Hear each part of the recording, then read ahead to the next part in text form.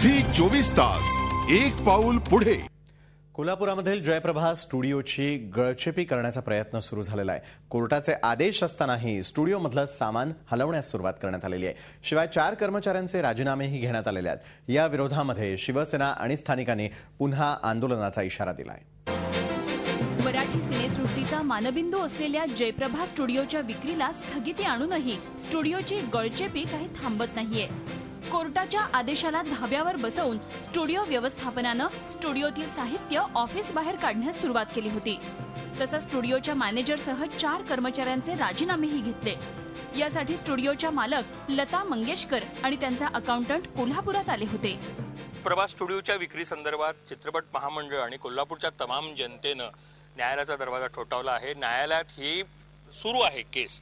आता 10 तारखेला त्याचा पुढील टप्पा आहे। तरी सुद्धा ज्या लाईट्सनी चेहऱ्यावर कलाकारांच्या उजेड पाडला जातो त्याच लाईट्स अंधाऱ्या रात्री जयप्रभामधनं बाहेर पडणं हे कुठल्याही कलाकाराच्या पाठीत खंजीर खुपसल्यासारखं वाटत आहे।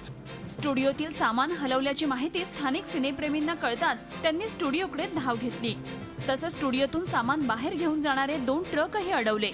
स्थानिक शिवसेना आमदार राजेश क्षीरसागर यांनी स्टुडिओचं सामान हलवल्यास त्याचे गंभीर परिणाम होतील असा इशाराही स्टुडिओ प्रशासनाला दिलाय।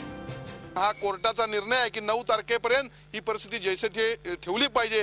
हा कोर्टाचा अवमान आहे आणि कोणत्याही परिस्थितीमध्ये कोल्हापूरची अस्मिता असणारा जयप्रभा स्टुडिओ आम्ही बंद करून देणार नाही। येणाऱ्या अधिवेशनामध्ये आम्ही या पद्धतीने याविषयी मांडू की शासनाने या जे काही पैसे असतील या मालकांचे ते भागवावे। स्टुडिओचा पहिला विक्री व्यवहार स्थानिकांच्या विरोधामुळे रद्द झालाय। शिवाय हे प्रकरण न्यायप्रविष्टही आहे।